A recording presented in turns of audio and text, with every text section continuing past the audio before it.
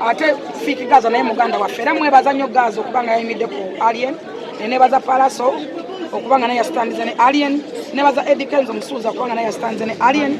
nebaza Mama Fino Omologo kuba yaloza omusango ne guviirayo ddala yantuma mama wa Alien nantuma ne saati nga nze ndowooza byakusaaga ngenza okudda mu musango bagugjeeyo nga teguliyo nebaza abantu abalogamba nti bakubwa era bo bagambye Alien tabakubangako era tebamulaba ate ne batwandolinga bulungi bagambye nti nno omuntu yenna ng'afiiriddwa omuntu we aba ne tempa abasawo bangi bafuna some misunderstanding nabo babadde bajjanjaba ng'omuntu akutuse tomutasobola okukwata wati nakunyoza nnyo omusawo naga nono tekisoboka ino naye nabo babeera basawo baba tebakiso nebaza nnyo abantu mwenna nebaza bannamawulire nebaza tv zonna nebaza ba youtubers nebaza ba tiktokers nebaza ba family soldiers bonna kama mbani mbaya bali mu diaspora abayuda bonna mwebaza nyongero bagambe ekigambo kimu wano mu Uganda tugenda tukubeera ne pato tulina ente 3 katwakafoeze ente 5 Mama Fina tuwadde ente n'emmotoka ya sola tabagana ne balabanga batuka kusiganya so nga bwe tutegeezezza nti tuli basanyufu nnyo kubanga abakilanti baffe basobodde okufuna bail nga bagenda okuwoza nga bava waka tuli basanyufu nti kooti ekkiriza okusaba kwaffe bwe twateekamu nga tukisaba ebakkirize bawoze nga bava waka era tubategeeza nti babeera mu kitundu kooti mwebeera era tebajja kubulankana ng'ate kooti ebeetaaga naye era tutegeeza kooti nti wabaddewo okutabagana kuba mu njuyi zonna mu mbeera y'obugunjuvu nti ate embeera y'okwagala okuleetawo emirembe mu kigeezi bagamba nti asikamu olina okuteesa n'olabanga endalo so nakyo tukitegeezako kooti nti enteesaganya zigenda mu maaso era tugenda mu maaso kulanga tuzimaliriza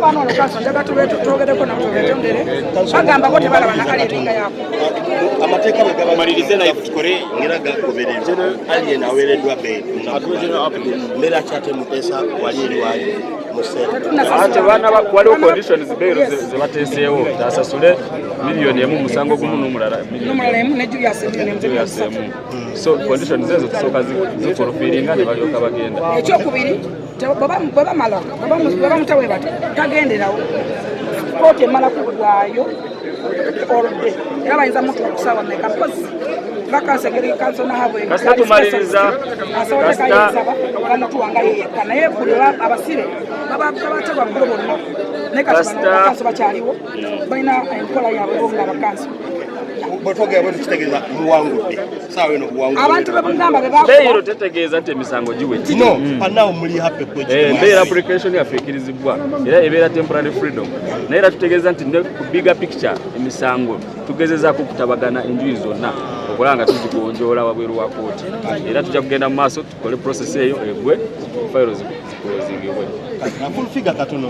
abamu ku baana abadde wali wabweru bakuwuliriramu era bw'ogenzewo omwana yinza ogamba nti gwomu kubaleese okukyamuukirira wabweru awo mukoze mutya okulaba nga mbakontrolinga security batuwuliriza mukama nebaza katonda nti yampa command mungu that's why bampita jena abantu abamu tebamanya bakidiri jena first of all ndi asla nkudde mu ground naye nga ndi mukulembeze eyo kuva dda ninemu ekintu abantu bakyebatandabamu ate ye katonda kyeyanteekamu maybe nabo benkolaga nabo bakyebandabamu ndi komanda adumira ekyo nekibeerawo olwaleero nebaza katonda nga bwolaba abantu leero bangi nnyo naye tebasobodde kweta military because nategedde nti nze manyi kooti esigala kooti ate kooti esigala yeetengeredde mpagi za kooti esigala zeetengeredde kooti nemubeera miliyoni 10 nga muwaanagana naye nga tewali nga enneeyisa yafiisa otugano tuweesa omuntu nakyo nti nayogedde n'abaana bwe bampuliriza ate banzikiririzaamu amwe family mother so nze mbebaza nnyo bonna newaka waliyo betwaleseeyo bangi nnyo kubanga tulina ente kati 5 Mama Fina atongedde ente genezo atuwadde ente bosera atuwadde ente yamene abantu ate abali kusala n'okukola ki tubaleseeyo abali anule nnyo twasazawo netubagamba basirikale walina okukoodi wabaddewo okutisibwatisibwa eri abantu babadde bali mukwakisesinga mubamukubo bwe batisira etambala emirundi junior infact agendedde mu motoka ya poliisi mu bukuumi bwa poliisi ng'atisibwatisibwa okukubibwa abaana abo baana bange bonna basinga mamayi era nze kyenebaza katonda kiri kimu nti dokita w'abalwadde wuno waali ne bebagamba abalwadde we bali nabo bali lawulandikira bagamba ali emisi yabakuba ate dokita agambye nti mungeremu endala omuntu wafiirwa omwana omuntu we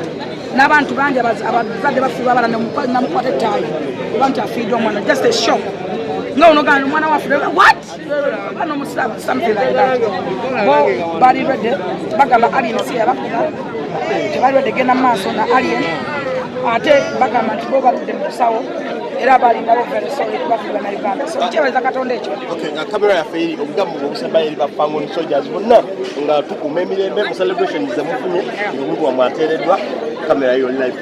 Fangon Soldiers mbebaza nnyo mwenna abakoseza omutima ogumba Scorpion